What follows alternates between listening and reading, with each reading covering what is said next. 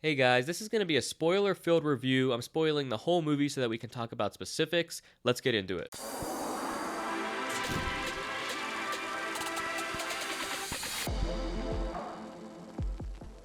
I have to start with the marketing for this movie. Anyone who watched the trailer could see it was making itself out to be a comedy. It seemed really light, kind of the perfect movie to come out in January. It showed Tom Hanks playing an off character, not the usual likable character that he usually plays. And it's not that it looked bad, it just didn't look like what it actually was. And then right in the first act, you have Otto getting up on a table, putting a noose around his neck, and it's like, oh, what movie are we watching? And that was a welcome surprise to me. All of a sudden, this movie had a depth that I didn't expect, but I think it undersold itself a little bit. It's kind of risky to have the trailer give you no indication that this is the movie underneath what was presented in that trailer, but for the people going to see it, I think it will be a welcome surprise for most people. And you get to the point when you watch a lot of movies where you start to see things coming, or you suspect that the director's going a certain way with a movie, and when really dark tones and comedy mix like that, it doesn't always work. Most of the time it doesn't for me, but I think a really talented director like Mark Forster is able to juggle that really well. I thought he did a great job with that in his last movie, Christopher Robin, as well, where he was able to make you feel something, but it still had that levity to it. And when I say juggle the two themes, I literally mean in the same scene.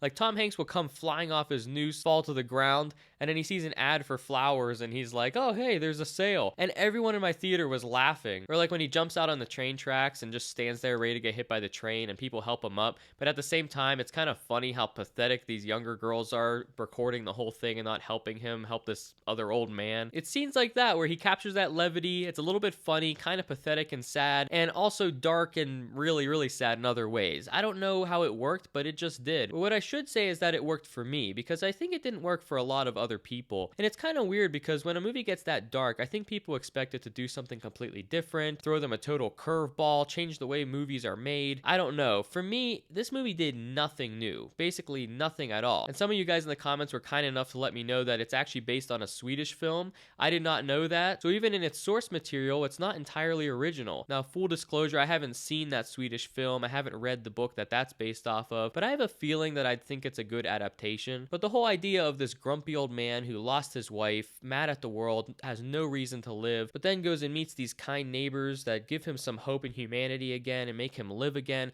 that whole concept is nothing new. I just thought that the way it was paced, and especially the performances and some of the dialogue, made it memorable. I ended up going back and seeing this a second time in almost a full theater, and I think both times the whole theater was enjoying it. They were on the ride with everybody else, enjoying every emotion this movie gave them. And it's also the way that this story is told. It's really subtle about a lot of things. I wasn't sure when his wife had passed away for most of the movie. I thought it must have been a long time ago, but then you find out it had only been 6 months before when this movie took place. It's kind of hinted earlier in the movie when Marcel asks why the counters are so low, and Tom Hanks explains that he built them that low custom for his wife. And I only really thought about this after watching it the second time, but being that his wife was alive so recently to when the movie takes place, I thought it was really interesting that a lot of the memories and flashbacks that he was having were when they first met, up to the point where she's pregnant and then the accident happens. That's pretty much where the flashbacks seem to stop. And I thought it was really interesting that he had a whole lifetime of other memories with her, but he chose to keep remembering those. And that was really touching to think that this guy who lost his wife so recently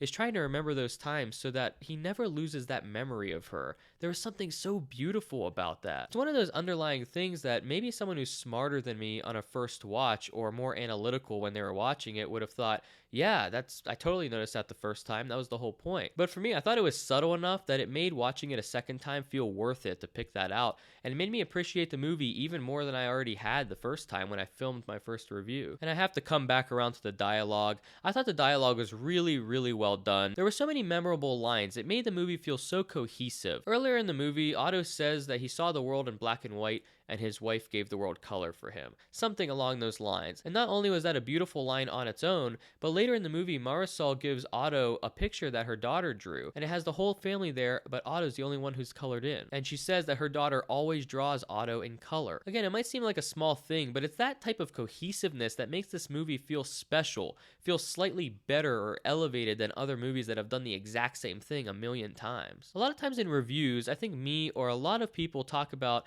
how movies have a soul, or people will say this movie had no heart, things like that. This movie had heart. This movie had a soul. It felt very real. It felt like a lived-in world. Growing up, my grandpa would always ask why I'm driving around a Nissan, because in his day, you drove around a Ford or a Chevy. That was it. In this movie, Otto is an engineer. He's really into cars. He's really into fixing things, knowing how things work around the house. And they pay homage to the fact that in that day and age, they took their cars very seriously. There was a healthy debate between Ford versus Chevrolet. Of course, Otto was on the Chevrolet side, and his friend in the neighborhood was on the Ford side. And when him and Marisol are sitting in that coffee shop, he's talking about their friendship and how it fell apart, and how he caught him with a Toyota one day, and that's when he knew the friendship was over. Little things like that that are so funny. It doesn't really matter how they got to this point. So instead, they fill in the blank with this sort of small detail that I thought made the world feel a lot cooler and added a lot of heart and soul to these characters. And that made those scenes between Otto and Ruben even more special. When he gives him that grin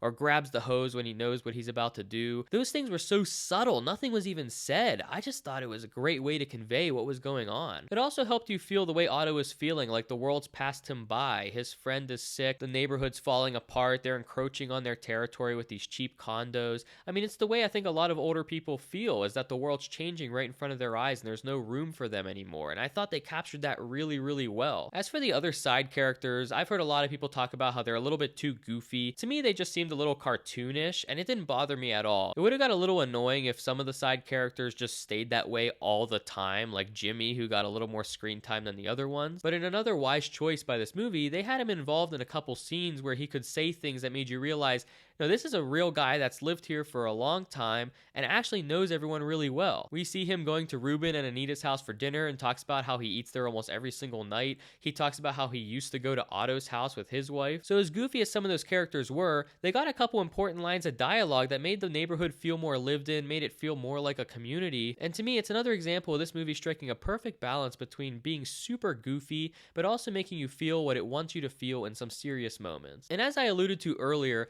Tom Hanks is able to take an archetypal grumpy old man role and turn it into something super endearing. He can literally be a full-on to other people, but somehow you turn around and look at his expressions and you're like, I like that guy for some reason. At least that's my interpretation. And I don't think the movie would have worked without him. The movie was such an endearing experience because of him, and I don't think the point was for his character to go from A to Z and completely change along the way. He was always true to himself. Even in his last letter to Marisol, he tells her that she's not a complete idiot. And while me saying that to someone would sound rude, for his character, you know, what he means is that he thinks she's really intelligent, she's holding her family together, she does a great job, and he has so much respect for her. That's what he's saying, but it's still true to him. I think that's an important detail. If this movie would have went into, oh, look how much he's changed, he's a completely different person from the beginning, it would have made no sense. He lived a whole life of being bitter about what happened with his wife and with his health problem and his wife being gone now. He's just a grumpy guy, and rightfully so. You constantly are given reasons as to why. I think any of us would be the same exact way. And while Marisol brings out the best in him, he never forgets to be who he is, and the movie never forgets to let him be who he is. All the things I've mentioned gave this movie such a realness to me. I almost feel like I could go visit this neighborhood. And it helps that it was filmed in Ambridge, close to where I grew up, so it really feels real for me. But I think anybody watching it almost wants to go call up your grandparents and see how they're doing. Now, that might sound cheesy, but I mean it. It has that quality to it where it feels like you experience something for real. And it's really rare with movies. A lot of times you feel like actors are acting or the script's a little forced somewhere. Not in this movie. Now, this movie isn't perfect, and a few things became really apparent after the second time I watched it. For example, while Otto's in his car trying to kill himself with car exhaust, Marisol is knocking on the garage door and it sort of startles him awake, and he goes and answers the door. She doesn't wonder why there's intense car fumes coming out of the garage or why there's a taped hose to his car. There's no conversation,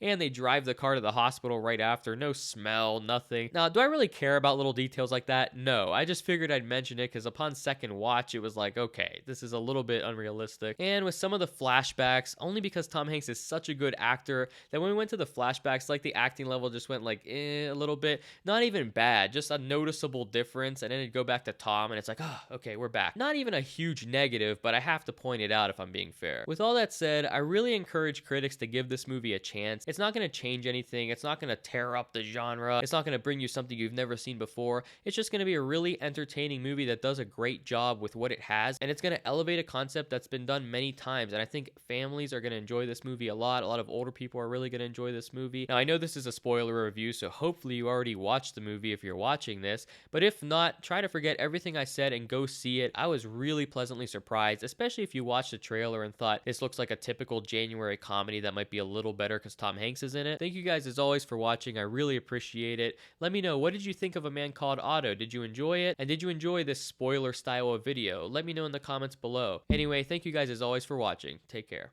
See ya.